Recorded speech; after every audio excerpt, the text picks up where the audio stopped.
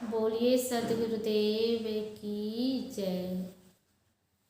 परम पूज्य संत गुरुजन, परम सम्माननीय सत्संग प्रेमी सज्जनों एवं भक्तिमय माताओं, संत शिरोमणि संत सम्राट सदगुरु कबीर साहेब इस भारत भूमि में तब आए जिस समय भारत में ऐसे महान पुरुषों की आवश्यकता थी, जिस समय राजाओं, सामंतों, नवाबों एवं जमींदारों का दमन चक्र चल रहा था।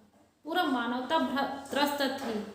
अतः भारत की अंतरात्मा किसी ऐसे त्राता को चाहती थी जो सभी संकुचित सीमाओं से परे हो, जो शाश्वत सत्य को बिना लाग लपेट के ज्यों का त्यों कह सके, जो निर्भीक हो, निर्लेप हो, जो उपदेष्टा हो, जो सबका हो और सबसे भिन्न हो।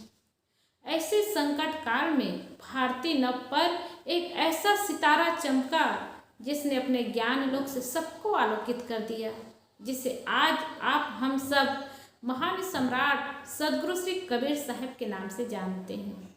अद्भुत रहे सदगुरु कबीर साहेब। जिस समय कोई सुविधा नहीं थी, उस समय भी सदगुरु कबीर साहेब पूरे भारत में फैल गए थे। आज मीडिया का ज़माना है, आज नेट का ज़माना है, उसमें भी लोग प्रचार में मीडिया में देते हैं, जगह जगह मीडिया में प्रचार होता है, तब भी लोग पूरे भारत में फैल जाए, ये बड़ी बात होती है। और बहुत कठिन है कि पूरा भारत में फैलना।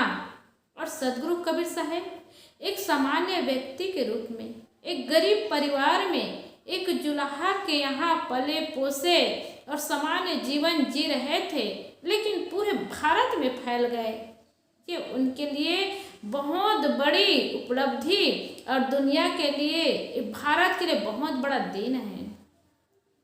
इसीलिए किसी ने कहा, वाह कबीर खूब चली तेरे नाम की लकीर। पहले तो थे एक झुग्गी झोपड़ी में और आज बैठे बड़े बड़े महलों में। जिस समय उनका जीवन था उस समय वो झुग्गी झोपड़ी में रहते थे, लेकिन आज कबीर के अनुयायी हुए, सदगुरु कबीर को मानते हैं तो बड़े बड़े महल बनाते हैं और उसमें सदगुरु कबीर साहेब को सामने बिठाते हैं। सदगुरु कबीर साहेब की फोटो रखते हैं, उनका चित्र रखते हैं, उनकी मूर्ति रखते हैं। और आदमी अपने चित्र को घर के सामने नहीं रखेंगे, लेकिन कबीर साहब के चित्र को घर के सामने रखते हैं। तो सदगुरु कबीर की एक पहचान देते हैं कि हम सदगुरु कबीर के अनुयायी हैं। लेकिन जब सदगुरु कबीर साहब का जीवन हुआ तो झुग्गी झोपड़ी में पले बढ़े और बड़े हुए, लेकिन आज सदगुरु कबीर साहब बड़े बड़े महलों में रहने लग गए। जब पहले कहते थे गरीब जुलाहा, एक गरीब जुलाहा कहते थे, गरीब परिवार में रहते थे, लेकिन आज हो गए कबीर पंथ के मसीहा। सदगुरु कबीर साहेब ऐसे महान संत के रूप में हुए जो कबीर पंथ के मसीहा बने, राजा बने, सम्राट बने, जिनको संत शिरोमणि के नाम से जाने जाते हैं। पहले मानते थे हिंदू और मुसलमान, और आज हो गए दोनों के भगवान। पहले लोग हिंदू है कि मुसलमान हैं, ऐसे लोगों के मन में होता था। लोग प्रश्न करते थे कि इनके माता पिता कौन है, इनका जन्म कहाँ हुआ, वे पले बढ़े तो गरीब जुलाहा के यहाँ। लोगों के अंदर प्रश्न होता था। सदगुरु कबीर साहेब हिंदू है कि मुसलमान है इसका महत्व नहीं, लेकिन सदगुरु कबीर साहब दोनों के भगवान बन गए। जब सदगुरु कबीर साहब के शरीर का अंत हुआ तो हिंदू और मुसलमान में दोनों में लड़ाई हुई। सदगुरु कबीर ने कहा, सदगुरु लोगों ने कहा, हिंदुओं ने कहा सदगुरु कबीर हमारे भगवान हैं, मुस्लिम ने कहा सदगुरु कबीर हमारे पीर हैं। और उसका स्पष्ट प्रमाण है कि मगहर में जहाँ सदगुरु कबीर साहब का निर्वाण हुआ, वहाँ मंदिर और मस्जिद एक जगह बनाए गए हैं, और वहाँ हिंदू भी जाते हैं और मुसलमान भी जाते हैं। बड़े बड़े महापुरुष इस धराधाम में आए, लेकिन ऐसे कोई संत के रूप में नहीं हुए जिनको हिंदू और मुस्लिम दोनों मानते हो। लेकिन सदगुरु कबीर को हिंदू और मुस्लिम दोनों गुरु और पीर माने और एक ही जगह मंदिर और मस्जिद की स्थापना हुई और वहाँ दोनों सदगुरु कबीर साहब के समाधि के पास जा करके अपनी श्रद्धांजलि अपनी भावना समर्पित करते हैं। तो संत सम्राट सदगुरु कबीर साहब ऐसे महान संत के रूप में हुए। पहले कहते थे प्रश्नकर्ता और आज हो गए सबके उत्तरदाता, क्योंकि जब सदगुरु कबीर साहब एक बच्चे के रूप में रहे, छोटे रहे, तो उनके पालन पोषण करने वाले माता पिता नीरू और नीमा, उनके पास हर समय उनका प्रश्न रहता था, हर समय प्रश्न रहता था। कहते थे तुम्हारा नाम कबीर नहीं होना चाहिए था, प्रश्न होना चाहिए था, क्योंकि हर समय प्रश्न करते हो। तो हर समय उनके अंदर प्रश्न होता था और उनके माता पिता अपनी बुद्धि के अनुसार, अपने समझ के अनुसार उत्तर देते थे।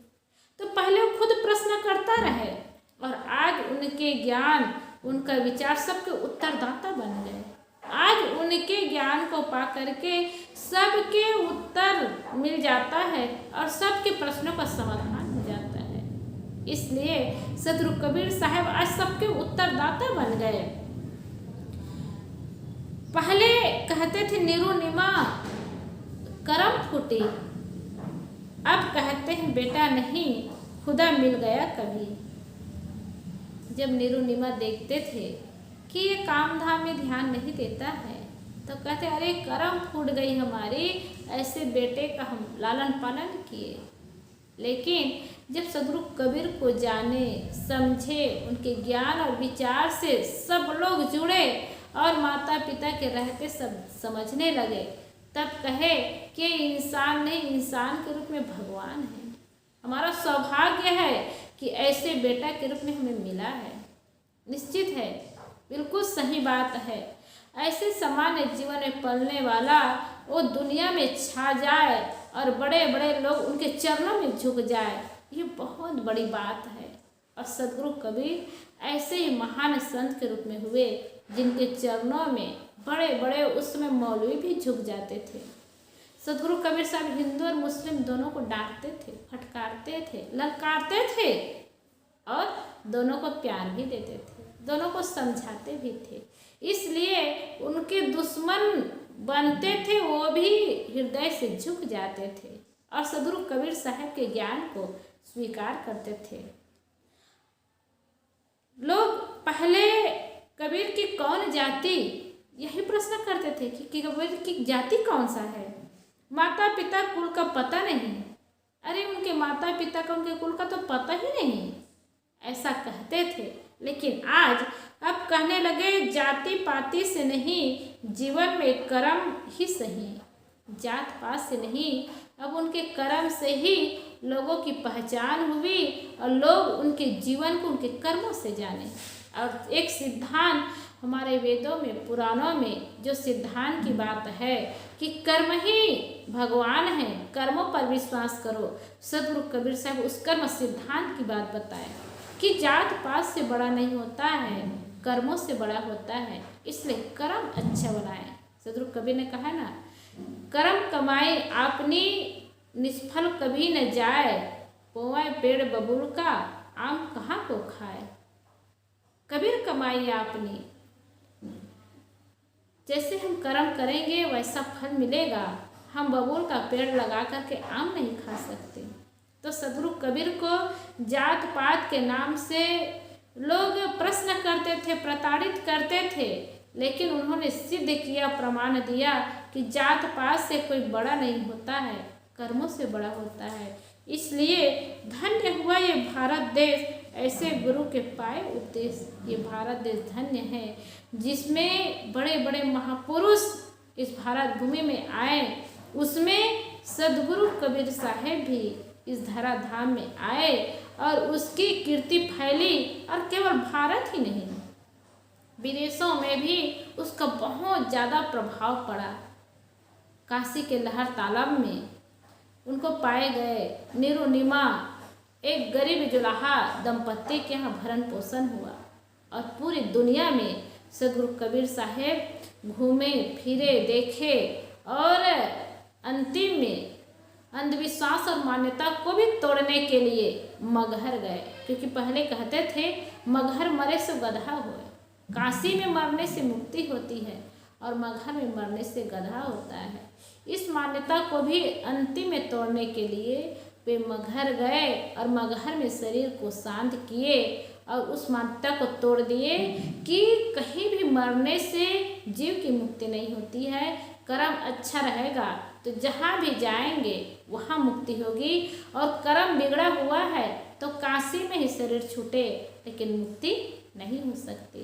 तो सदगुरु कबीर का ऐसा ज्ञान और ऐसी पहुँच जिसमें बड़े बड़े लोग भी नतमस्तक हो जाते थे, झुक जाते थे। सदगुरु कबीर साहब का ज्ञान समता का ज्ञान है, एक मनुष्य को दूसरे मनुष्य से जोड़ने का ज्ञान है, और ऐसा मार्ग है जिसमें आकर के सारी पगडंडियाँ विलीन हो जाती है। ऐसे मार्ग में चलने वाले संत सदगुरु कबीर साहब और दूसरों को रास्ता बताने वाले, जिसमें चल करके लोग सहजता से सरलता से जीवन की नैया पार कर सकते हैं, ऐसे सदगुरु कबीर साहब को हृदय से नमन करते हुए अपनी वाणी को विराम करते हैं। बोलिए सदगुरुदेव।